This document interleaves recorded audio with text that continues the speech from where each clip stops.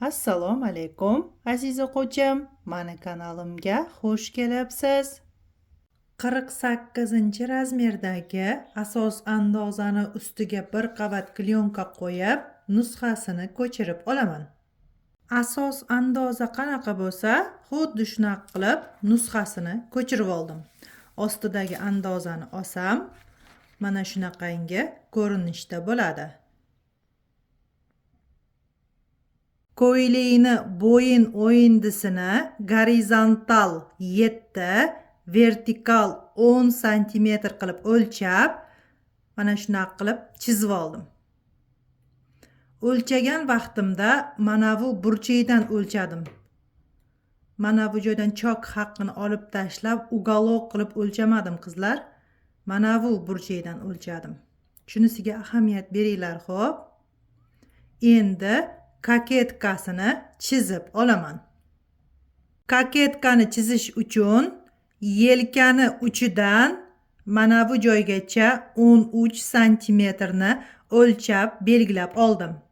Keyin mana bu burchakdan mana bu joygacha 22 cm ni o'lchab belgilab oldim va mana shu ikkita nuqtani bir-biriga qo'shib yoysimon chiziq chizib oldim.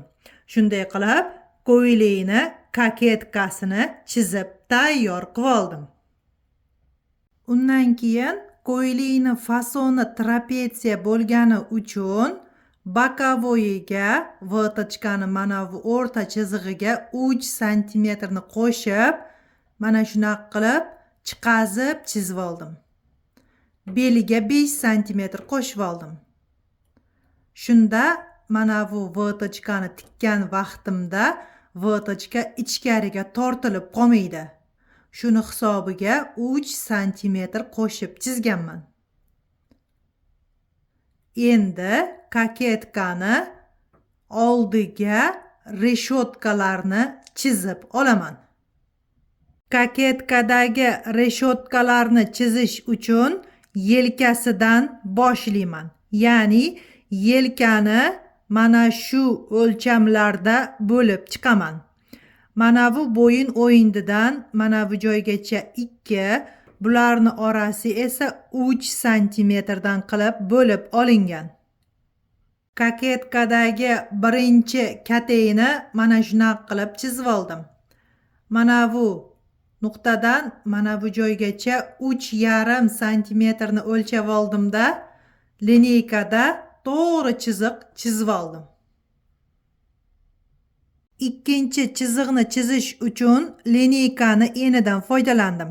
Lineyka qanaqa bo'lsa, xuddi shunaqa qilib qo'ydimda, mana. To'g'ri chiziq chizib oldim. Endi yana lineykani mana bunaqa qilib qo'yaman-da, 3-chiziqni chizib olaman. Keyin yana qo'yib 4-chiziqni chizaman.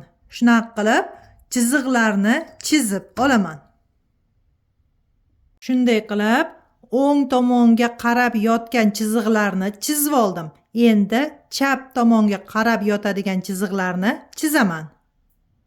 Chap tomonga qarab turadigan chiziqni chizish uchun mana bu nuqtadan mana bu nuqtagacha to'g'ri chiziq chizib oldim. Birinchi chiziqni oldiga lineykani parallel qo'yib, ikkinchi chiziqni chizib oldim. Mana. Endi ikkinchi chiziqni oldiga lineykani qo'yaman-da, 3-chiziqni chizaman. Shunaqa qilib kateklarni chizib olaman. Mana shunaqa qilib kaketkaga kateklarni chizib oldim.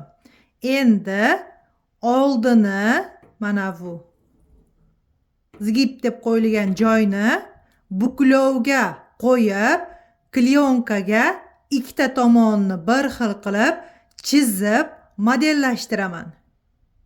Ko'rib turganingizdek, o'rtadagi buklovni ochib, ikkita tomonni simmetrичный qilib chizib oldim va oldidagi kateklarni modellashtirib chizib tayyor qilib oldim. Shunday qilib, ko'ylakni oldi qismini modellashtirib tayyor qilib oldim. Endi kesib olsam bo'ladi. Modellashtirib olgan andozamni kesib oldim. Shunday qilib, ko'ylakni oldi qismi tayyor. 48-razmerdagi asos andozani ustiga bir qavat klyonka qo'yib, nusxasini ko'chirdim. Nusxa ko'chirgan vaqtimda etagini ham qo'shib chizib oldim. Etagini chizish uchun mana shu o'lchamlardan foydalandim. Tikmoqchi bo'lgan ko'ylagim stoyka yoqali bo'lgani uchun orqasi zamokli bo'ladi. Shuning uchun 1 santimetr chok haqqini qo'shib chizib oldim. Keyin bo'yin o'yindisini gorizontal 7, vertikal 3,5 santimetr qilib o'lchab chizib oldim. Mana. Shunday qilib orqa andozani modellashtirib tayyor qilib oldim. Endi kesib olsam bo'ladi. Modellashtirib olgan orqa andozamni kesib tayyor qilib oldim. Tikmoqchi bo'lgan dvoykamni andozasini modellashtirib tayyor qilib oldim. Endi bu andozalarni matoga qo'yib, dvoykani bichib olsam bo'ladi.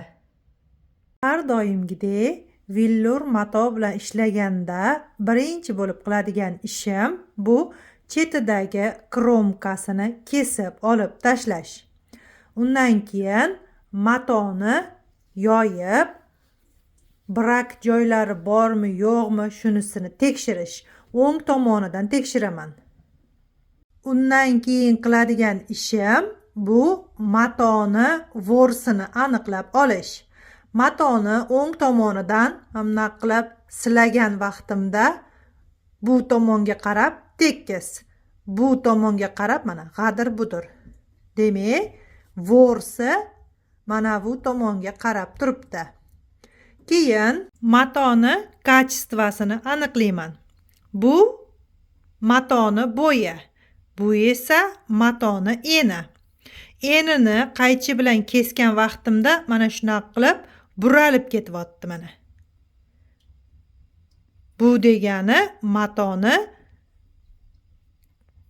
narxi arzon va kachestvasi ham juda past degani. Ya'ni mana buralib ketaveradigan villur bo'lsa. Shunaqangi arzon va kachestvasi past bo'lgan villurdan ko'ylak tikadigan bo'lsangiz, ko'ylakni yengi, etagini pasi, lozimi pasiga mana shu joyiga 6, 7, 8 santimetrlik qalinlikda dublerin yopishtirib olasiz. Undan keyin qaytarib tikasiz. Agar mana shu past qismiga dublerin yopishtirmasangiz, shunchaki mana qilib overlock qilib tikib qo'yadigan bo'lsangiz, bu narsani kiygan vaqtda mijozingizni kiyimi pastki tomoni mana shunaqa qilib buralib yig'ilib qolaveradi. Ya'ni to'kilib, chiroyli bo'lib turmaydi-da. Shunaqa bo'lmasligi uchun har doim esingizda bo'lsin, agar mana shunaqangi buralib ketaveradigan villur matodan ko'ylak tikadigan bo'lsangiz, pastki qismlariga dublerin yopishtirib olasiz. Matoni tuklarini qaysi tomonga yotishini aniqlab olganimdan keyin o'ng tomonidan 2 buklab ustol ustiga yoyib oldim va andozalarni joylashtirdim. Standart razmeri bo'yicha modellashtirib tayyorlab olgan andozalarimni matoga joylashtirib oldim. Endi dvoykani bichib olsam bo'ladi. Tikmoqchi bo'lgan dvoykamni bichib oldim. Endi tikishni boshlayman. Matoni bo'yidan eni 5 santimetr bo'lgan mana shunaqangi uzun lentalarni kesib oldim. Endi bularni 2 buklab tikib olaman.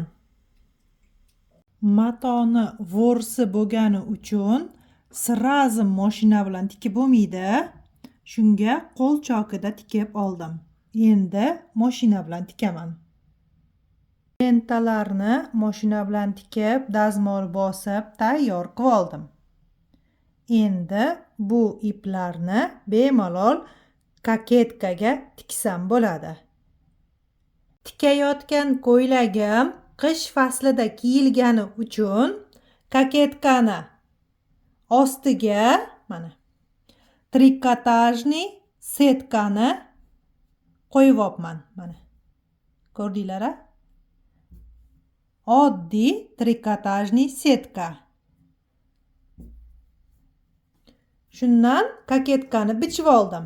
Endi andozani qo'yib, ustiga kaketkani qo'yib, bunday qilib, keyin ustiga buni qo'yib, tikib olaman.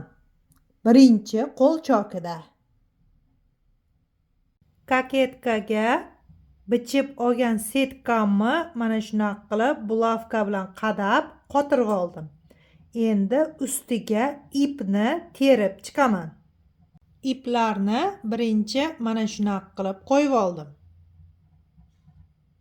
Undan keyin iplarni ikkinchi tomonga qaratib qo'yib chiqdim. Endi bulavka bilan qadab olaman. Mana shunaqa qilib bulavka bilan qadab mahkam qilib oldim. Ko'rib turganingizdek, durlarni qadab oldim. Mana. Ostida klyonkasi turibdi.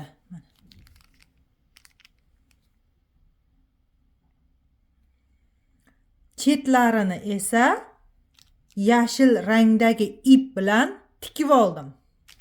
Sababi bu joyga dur qadaydigan bo'lsam, ko'ylakni etagiga qo'shib tikkan vaqtimda mana shu duri mishat qiladi. Shunaqa bo'lmasligi uchun bu joylarini hammasini qo'l chokida tikib oldim. Durni mana bunaqangi apparatda qadadim. Mana. Ipodrom bozorida 50 ming so'm turadi. Mana bunisi 30 ming so'm turadi. Bunisi 25 mingmi, 20 mingmi turadi narxi. Men 6-chi raqamdagi durni qadadim. Mana. Ko'ryapsizmi mana? Raqamlari bor. Ichida nasatkalari bor. Mana shu nasatkasiga durni raqamini qo'yib, mana ostiga buni qo'yib, mana shunday qilib qadab olaverasiz. Durlarni qadab, chetlarini yaxshilab mahkam qilib tikib olganimdan keyin ostidagi klyonkani olib tashlasam bo'ladi. Klyonkani olib tashladim. Shunday qilib kaketkani tikib tayyor qilib oldim. Kaketkaga etekni birinchi qo'l chokida tikib, keyin mashina bilan tikib overlock qilib oldim. Endi bokovoydagi ko'krak vatochkani tiksam bo'ladi. Bokovoydagi ko'krak vatochkani tikib olganimdan keyin oldi va orqani yelkasini bir-biriga qo'shib qo'l chokida tikib oldim. Undan keyin mashinada tikib dazmol bosib oldim. Ko'ylakni bo'yniga stoyka yoqani birinchi qo'l chokida tikib oldim. Mana. Keyin tekshirdim. Bir xil chiqdimi, chiqmadimi shunisini tekshirib oldim. Endi mana bunday qilib chokni bu tomonga yotqizib, buni buklab, qo'l chokida yana tikib olaman. Stoyka yoqani qo'l chokida tikib olganimdan keyin orqaga sholkovoy pataynoy zamokni tikib oldim. Shunday qilib Ko'ylakni bo'ynini tikib tayyor qilib oldim. Endi bokovoyni tiksam bo'ladi. Ko'ylakni bokovoyni tikib, overlock qilib, dazmol bosib oldim. Yenglarni bokovoylarini tikib, bilaklarini qaytarib tikib tayyor qilib oldim. Endi bu yenglarni bemalol gavdaga tiksam bo'ladi. Yengni birinchi qo'lchog'ida tikib oldim. Undan keyin mashina bilan tikib, overlock qilib oldim. Shunday qilib, trapetsiya etekli ko'ylakni tikib oldim. Mana chevarchilik sirlari kitobim va chok haqi ichida bo'lgan tayyor andozalarim sotuvda Ipodrom bozorida bor. Lozimmi oyoqlarini tikib oldim. Endi og'ini tikaman. Lozimmi og'ini tikib overlock qilib olganimdan keyin tepapasini qaytarib tikib oldim. Endi beliga rezinka o'tqazaman. Lozimmi beliga rezinka o'tqazib tayyor qilib oldim. Shunday qilib, kelinni sarposiga qo'yiladigan ko'ylak lozimmi tikib bo'ldim.